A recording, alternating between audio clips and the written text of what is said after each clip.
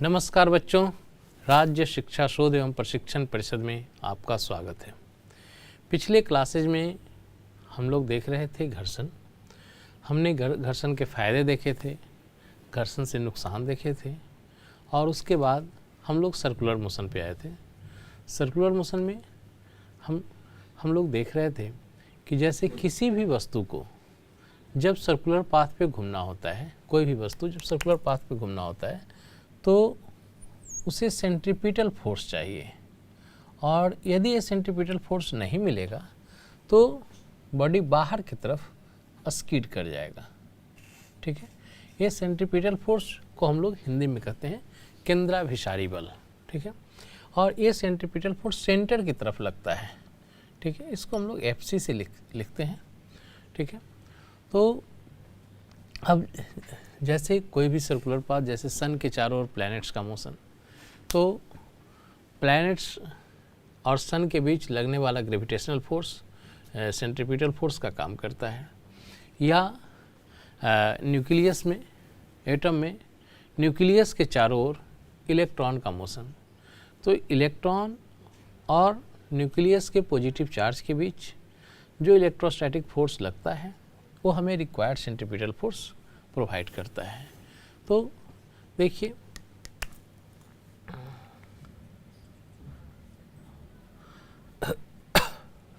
FC equal to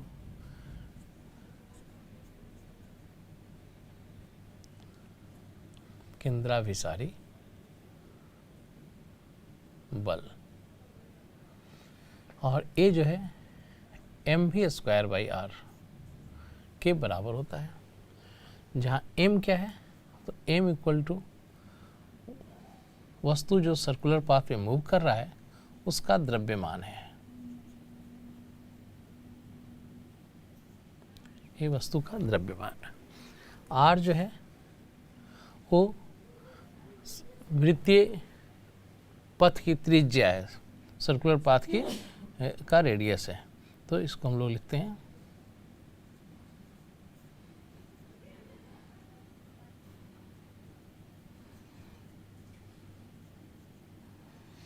त्रिज्या है। v जो है वो वेलोसिटी है बॉडी का, तो इसको हम लिख देते हैं वस्तु की गति।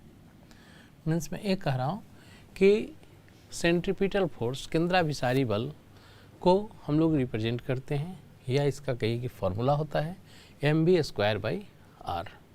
अब देखिए, मान लो कि कोई बॉडी को सर्कुलर हॉरिजॉन्टल पाथ पर रोटेट किया जा रहा है, तो किसी स्ट्रिंग से बांध करके सर्कुलर हॉरिजॉन्टल पाथ पे रोटेट किया जा रहा है, तो उस डोरी में जो टेंशन होगा, जो तनाव होगा, वही हमें रिक्वायर्ड सेंट्रीपिटल फोर्स प्रोवाइड करेगा। जैसे देखिए, इसको क्वेश्चन के रूप में लिखते हैं। यदि किसी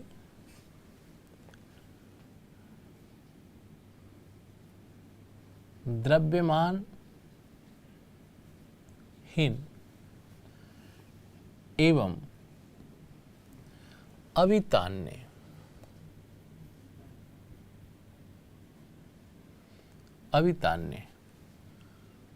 डोरी का एक छोर m द्रव्यमान के वस्तु से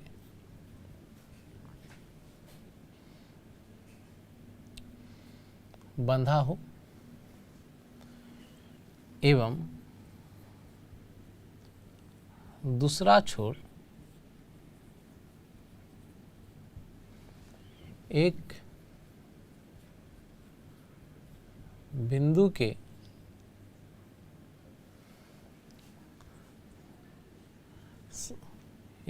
के सापेक्ष या एक बिंदु पर स्थिर हो स्थिर हो और वस्तु वृत्तीय गति पर, वृत्तीय पथ पर v वेग से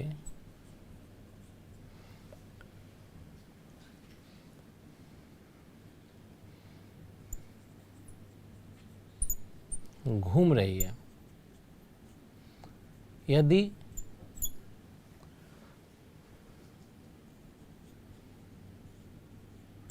वृत्तीय पथ की त्रिज्या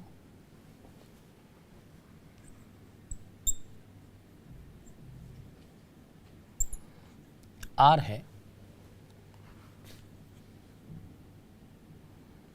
तो डोरी में खिंचाव का बल क्या होगा?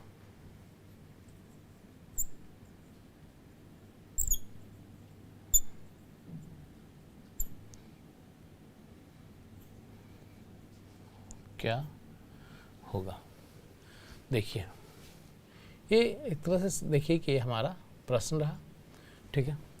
अब यदि किसी द्रव्यमानहीन एवं अवितान्य जिसका कि ये लेंथ इनएक्सटेंसिबल हो, लेंथ बढ़ता नहीं है खींचने पे, डोरी का एक छोर m द्रव्यमान की वस्तु से बंधा हो एवं दूसरा छोर एक बिंदु पर स्थिर हो और वस्तु वृत्तीय पथ पर v वेग से घूम रही है, यदि वृत्तीय पथ की त्रिज्या r है तो डोरी में खिंचाव का बल क्या होगा?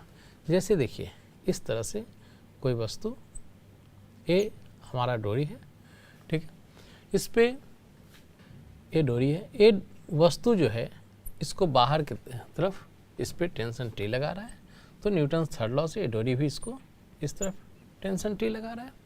अब ये सर्कुलर पाथ पे मीन्स इस तरह से v वेलोसिटी से मूव कर रहा है, इसका मास m है।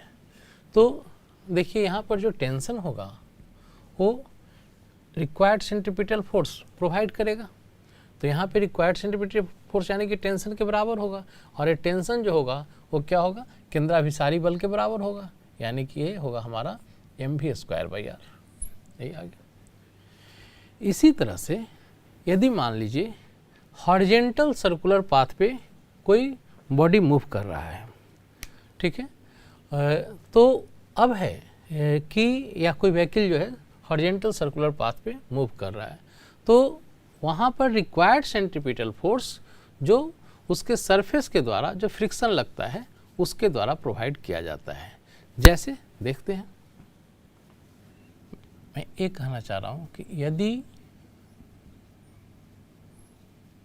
कोई वस्तु या व्हीकल,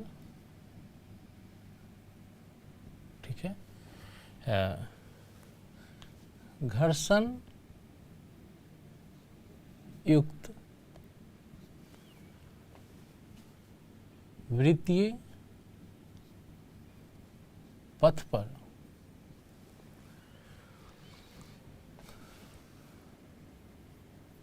घूम रही है,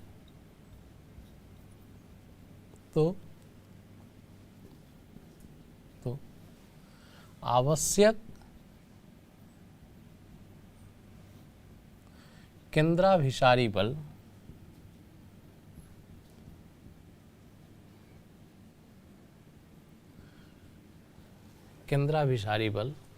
घर्षण बल के द्वारा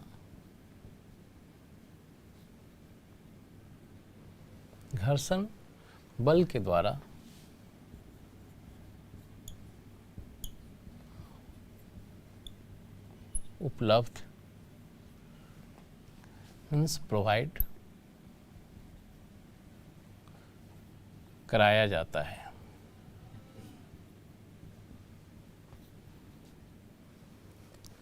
जैसे अब देखिए, ये कोई मान लीजिए इस तरह का सर्कुलर रोड है, इस पर कोई यदि हम सोचते हैं व्हीकल वगैरह, तो या कोई बॉडी इस तरह से मूव कर रही है v वेलोसिटी से, तो ये रेडियस r है। तो अब देखिए यहाँ पर फोर्स ऑफ फ्रिक्शन केंद्राभिसारी बल प्रोवाइड करेगा। यानी कि तब हमें केंद्राभिसारी बल इस तरफ चाहिए, फोर्स ऑफ फ्रिक्शन खुद से जो है अपने आप को इस तरफ एडजस्ट करेगा और इस तरह से एडजस्ट करेगा ताकि ये जो है वस्तु या व्हीकल जो भी है वो बाहर की तरफ स्किड न करे। ठीक है, तो अब देखिए इस कंडीशन में क्या होना चाहिए, F must be greater than या इक्वल टू होगा mv²/r। यदि हॉरिजेंटल सरफेस है, ठीक है, इसको हम लिख देते हैं क्षैतिज वृत्तीय गति। ठीक है, क्षैतिज वृत्तीय पथ पर यदि है, ठीक है, तो यहाँ पर हम लिख सकते हैं F को μn। यदि क्षैतिज है, हॉरिजेंटल सरफेस है, तो n = mg, mv²/r। यहाँ से देखिए m से m कट सकता है, यह आ जाएगा μgr v², means v less than √μgr। अब देखिए a body successfully circular path पर मूव कर सके, इसके लिए ज़रूरी है कि v का मान √μgr से कम हो। जहाँ हमारा म्यू क्या है, म्यू जो है रास्ता जो है उसके सरफेस, और यदि मान लीजिए व्हीकल है तो उसके टायर्स के बीच का घर्षण गुणांक है, या फिर हम कहें स्पर्श सतह के बीच का घर्षण गुणांक है। जी समझ रहे हैं, आर जो है सो रेडियस की त्रिज्या है। और इस तरह से अब बात ये उठती है कि v का स्पीड इससे ज़्यादा हो तो क्या होगा। कई बार आप रोड पे टर्न लेते हुए ऐसा महसूस किए होंगे, बाइक से या स्कूटी से इस तरह से या साइकिल से, कि जब आपका स्पीड काफ़ी ज़्यादा होता है तो आप बाहर की तरफ लगता है कि कोई फोर्स खींच रहा है, बाहर की तरफ आप जो है फेंकाने को हो जाते हैं जब काफ़ी ज़्यादा स्पीड रहता है तो या इससे बचने के लिए आप करते क्या हैं कि इस तरह से यदि आप टर्न ले रहे हैं तो अंदर की तरफ झुक जाते हैं। ठीक है, तो वो भी हम लोग देखेंगे कि अंदर की तरफ झुकने से क्या होता है। लेकिन पहली चीज़ कि यदि इससे ज़्यादा वेलोसिटी हो तो क्या होगा, यदि इससे ज़्यादा होगा तो ये सरफेस हमें रिक्वायर्ड सेंट्रीपिटल फोर्स नहीं प्रोवाइड कर सकेगा, क्योंकि ये जो मैक्सिमम फ्रिक्शन प्रोवाइड कर सकता है उसका लिमिटेशन है। ये इससे ज़्यादा हॉरिजेंटल सरफेस पे फ्रिक्शन प्रोवाइड नहीं हो सकता है। यदि स्पीड उससे ज़्यादा हो गया तो ये बाहर की तरफ स्किड कर जाएगा, बाहर की तरफ गाड़ी फिसल जाएगी। ठीक है, तो मैं ये कहना चाह रहा हूँ कि यदि v का मान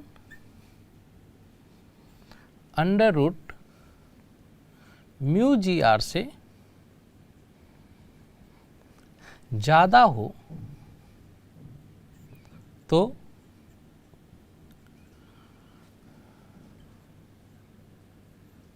व्हीकल या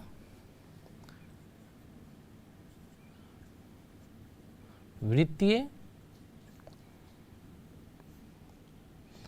पथ पर घूमती हुई वस्तु बाहर की तरफ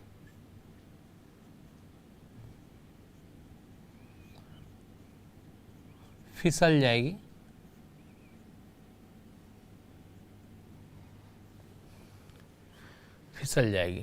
क्यों? क्योंकि उसको आवश्यक जो केंद्राभिसारी बल है वो नहीं मिल पाएगा। ठीक है, और इसलिए बाहर की तरफ फिसल जाएगी। तो स्वाभाविक है कि यह केस हमारे लिए काफ़ी कष्टदायक है।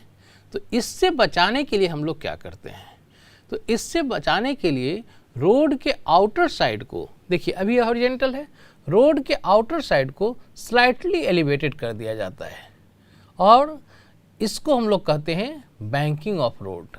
ठीक है, या एलिवेशन ऑफ रोड। ठीक है, तो आप देखे होंगे जहाँ पे आप टर्न लेते हैं तो आउटर साइड का जो रोड है वो हल्का उठा रहता है, और जो जिस साइड आप टर्न ले रहे हैं उस साइड का जो रोड है वो उसका लेवल नीचे रहता है। तो इसीलिए उसको एलिवेटेड किया जाता है, और इसी को हम कहते हैं एलिवेशन ऑफ रोड या बैंकिंग ऑफ रोड। देखिए, वृत्तीय पथ पर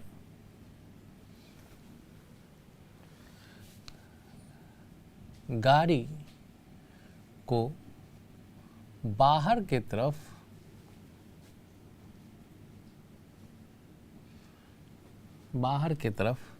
फिसलने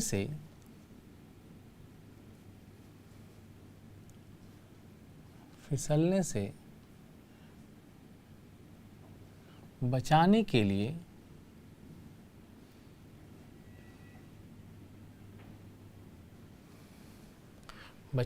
लिए सड़क के बाहरी किनारे को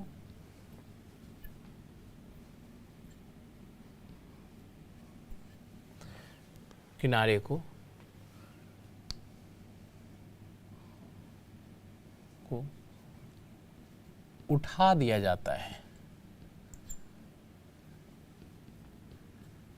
या हम ये समझें कि यह ऊंचा कर दिया जाता है,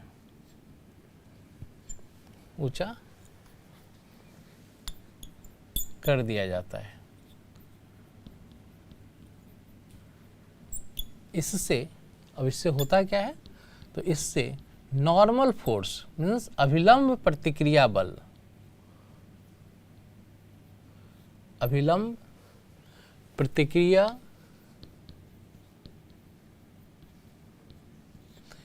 बल, इसको कहते हैं नॉर्मल फोर्स। बल का कंपोनेंट केंद्राभिसारी बल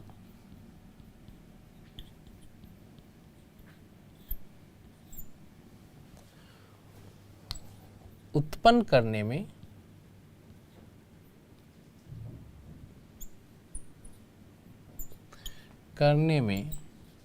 मदद करता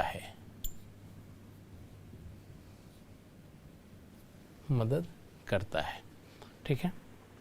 इस प्रोसेस को मीन्स मैं कह रहा हूँ सड़क के एक किनारे को ऊपर की तरफ उठाने की यह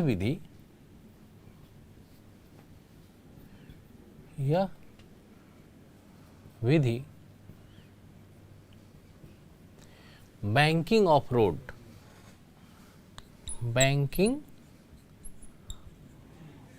रोड या एलिवेशन ऑफ रोड कहलाती है, या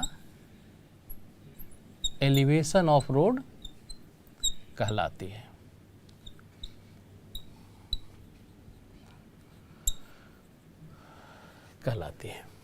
अब ये है कि इसमें किस तरह से हेल्प करता है, इसको देखेंगे।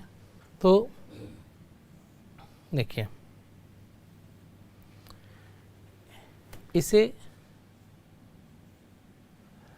थीटा से ऊपर की तरफ उठाया गया, तो अब इस पर यदि मान लीजिए कोई वस्तु रखा हुआ है, तो या कोई व्हीकल इस तरह से जा रही है, तो नीचे की तरफ इस पर mg, फिर देखिए ये सरफेस इस पे लगा रहा है नॉर्मल n, और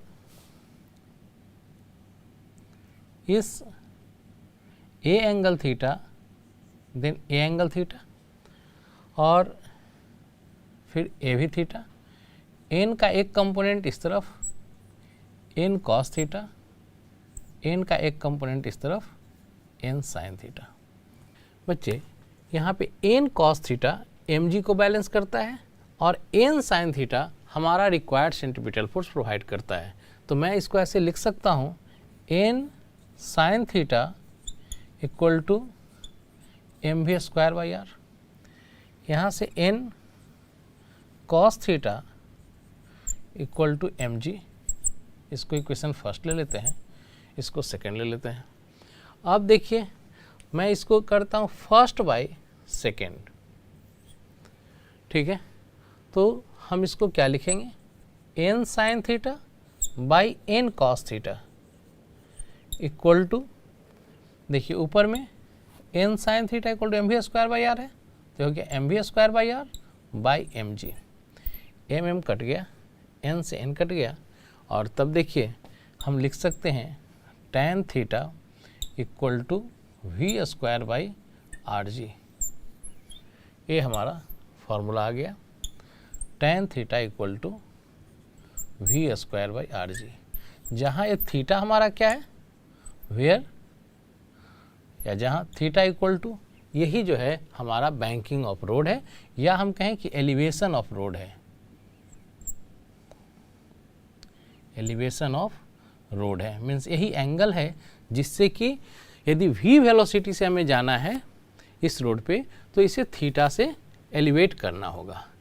यह देखिए हमारा वो कंडीशन है जिसमें कि केवल नॉर्मल रिक्वायर्ड, नॉर्मल का कंपोनेंट अकेले रिक्वायर्ड सेंट्रीपिटल फोर्स प्रोवाइड कर रहा है। इसी तरह से जब आप साइकिल से टर्न लेते हैं तब आप एक तरफ झुक जाते हैं, तो वहाँ भी हमारा जो नॉर्मल है वो हमें रिक्वायर्ड सेंट्रीपिटल फोर्स प्रोवाइड करता है, नॉर्मल का कंपोनेंट। तो हम देखते हैं, उसको कहते हैं लीनिंग ऑफ बाइसिकल या साइकिल का झुकना। ये बाइक वगैरह में भी होता है, मोटरसाइकिल में भी होता है, हम लोग देखते हैं। देखिए इसके बाद हम लोग देख रहे हैं लीनिंग ऑफ बाइसिकल, ठीक है, मीन्स साइकिल का झुकना, या इसको हम कहें साइकिल का झुकाव।